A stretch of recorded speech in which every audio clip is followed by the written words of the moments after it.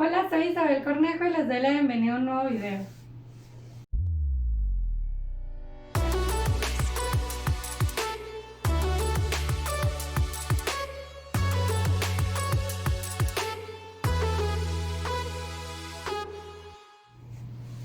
Después de estar unas semanas ausentes, el día de hoy les traigo la segunda parte del caso Alcácer.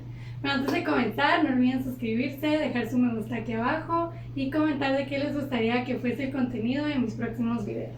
Bueno, en el primer video, en la primera parte de este caso, habíamos concluido en que muy posiblemente las niñas habían sido parte de alguna red de pedofilia de personas que tenían poder y que tenían dinero.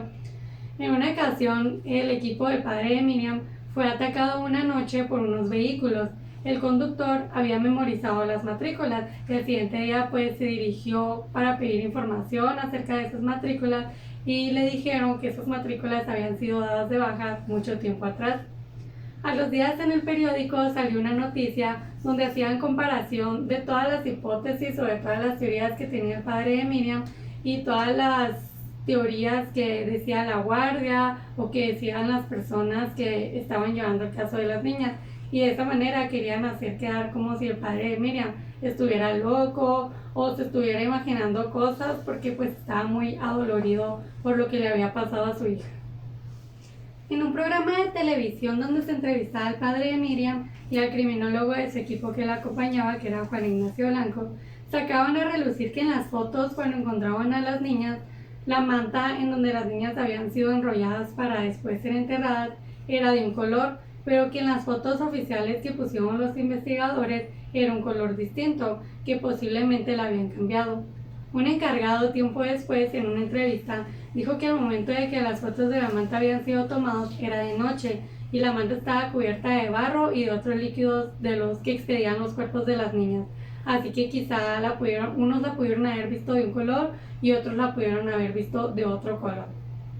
Casi ya a 5 años del crimen se realizaría la audiencia y las personas de Alcácer se negaban, ya que decía que no habían suficientes pruebas de lo ocurrido. Todo esto porque pues el padre de Miriam había sacado a relucir muchas cosas que podían haber sido ciertas. 2 días antes del juicio apareció el forense que realizó la segunda autopsia, el forense Frontela, y había dicho que en los cuerpos de las niñas habían aparecido 7 pelos de muy posiblemente de distintas personas, y que ninguno de los pelos que habían sido encontrados en el cuerpo de las niñas pertenecían realmente a las personas que estaban siendo acusadas en ese momento. La presidenta de la acusación popular, que siempre los estuvo apoyando por bastantes años, estando de acuerdo que habían sido personas con poder los responsables del asesinato de las niñas, de pronto comenzó como a atacarlos y a hacer ver que ella ya no estaba de su lado. El 12 de mayo de 1997 se realiza la primera sesión del juicio, teniendo como el único acusado a Miguel Ricard. El 13 de mayo de 1997 se realiza la segunda sesión, donde Miguel Ricard se contradijo en diversas ocasiones, dejando pues muchas dudas a los jueces y a las personas que lo estaban observando. Se realizaron en total 48 sesiones, durante las cuales también fueron entrevistados los hermanos de Antonio Angles y su madre, los cuales también dejaban más dudas por todas las contradicciones que hacían. En la televisión, en una entrevista nuevamente con el padre de Miriam, se tocó el tema de los diversos pelos encontrados en el cuerpo de las niñas, versión la cual la otra persona que también habían entrevistado quería hacer ver que era falsa, ya que decía que esos pelos pudieran haber venido en la manta donde las niñas fueron enrolladas.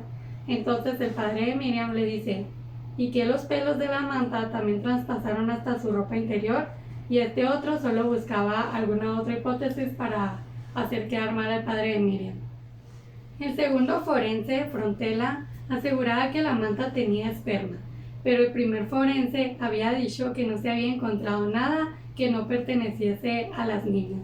Querían desacreditar la versión del forense Frontela, diciendo que esas pruebas las entregó cuando el juicio ya estaba muy cerca, o sea que muy posiblemente él las pudo haber plantado o cosas así. Se preguntaban también cómo era posible que no hubiera sangre en la caseta o incluso donde las niñas fueron enterradas. También, la persona encargada de fotografiar la escena del crimen dejó de tomar evidencia cuando se comenzaron a sacar los cuerpos de las niñas. Esto supuestamente porque las demás personas ya estaban cansadas y él se había puesto a ayudar a desenterrar. El 4 de septiembre de 1997, Miguel Ricard fue condenado a 170 años de prisión por los delitos de rapto, violación y asesinato. En ese entonces, un preso no podía estar más de 30 años en prisión, pero debido a una ley que habían implementado que se llamaba la Ley Parot, estos debían cumplir íntegramente su sentencia. En el juzgado, después de la sentencia de Miguel Ricard, quedó abierta una pequeña parte del caso para continuar con la investigación del prófugo Antonio Angles y de otros posibles autores.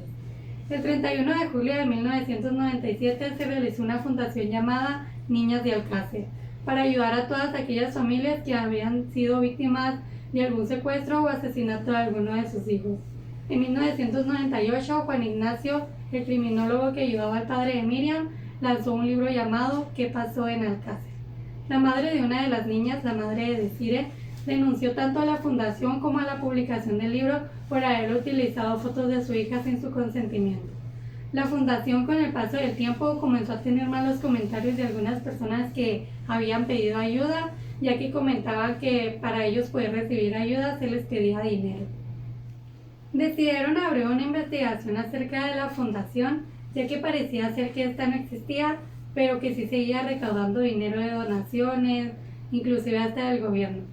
Acusaron al padre de Miriam y tuvo que pagar una multa de 285.000 euros por delitos e injurias, así como también Juan Ignacio Blanco, el criminólogo, que fue sentenciado a 2 años de prisión y a pagar 350.000 euros por daños e injurias. Una noche, el forense Juan Ignacio, que ayudaba al padre de Miriam a lo largo de la investigación, recibió una llamada del párroco de la iglesia del pueblo, donde éste les decía que tenía algo que entregarles. Entonces, cuando ellos se fueron a la iglesia, dijeron que el párroco les había entregado un sobre, el cual contenía unas cintas de video, las cuales se podía ver supuestamente el cuerpo de las niñas en unas camillas y que estaban siendo como cortadas con bisturís por personas importantes. A lo cual, cuando interrogaron al párroco de la iglesia, este dijo que era una mentira, ya que él nunca había entregado ningún sobre ni ninguna cintas de video. Todo este caso de las niñas provocó un gran cambio en la historia de España y muy posiblemente también de Europa, ya que a partir de ahí se comenzaron a hacer marchas, denuncias y se comenzaron a notar en forma numérica la cantidad de mujeres que habían sido violentadas alguna vez y las que habían sido víctimas de abusos y asesinatos. En el año 2004 se aprobó la Ley Orgánica de Medidas de Protección Integral contra la Violencia de Género, siendo esta la primera en Europa. En el año 2013 se hace público que la Ley Parot ha sido revocada y que Miguel Ricard, después de 20 años de sentencia, había sido puesto en libertad. Cuando salió, los medios de comunicación no dejaban de perseguirlo, y a los días desapareció todo rastro de Miguel y hasta la fecha no se supo más de su paradero. Junto con esta revocación quedaron puestos en libertad otros delincuentes acusados por abuso y asesinato de otras chicas. En el transcurso de los años, las marchas y protestas se intensificaban por todo el país, ya que se buscaba justicia y más años de condena para los delincuentes. En septiembre de 2017, el Congreso aprobó el Pacto de Estado contra la Violencia de Género, quedando así como finalizado el caso Alcácer. Y bueno, pues espero que este caso les haya parecido interesante. Les recomiendo mucho nuevamente la serie que se encuentra en Netflix llamada El Caso Alcácer, que les comenté también en la primera parte de este video. Los veo entonces en el próximo video. Les mando un beso y un abrazo. Nos vemos pronto.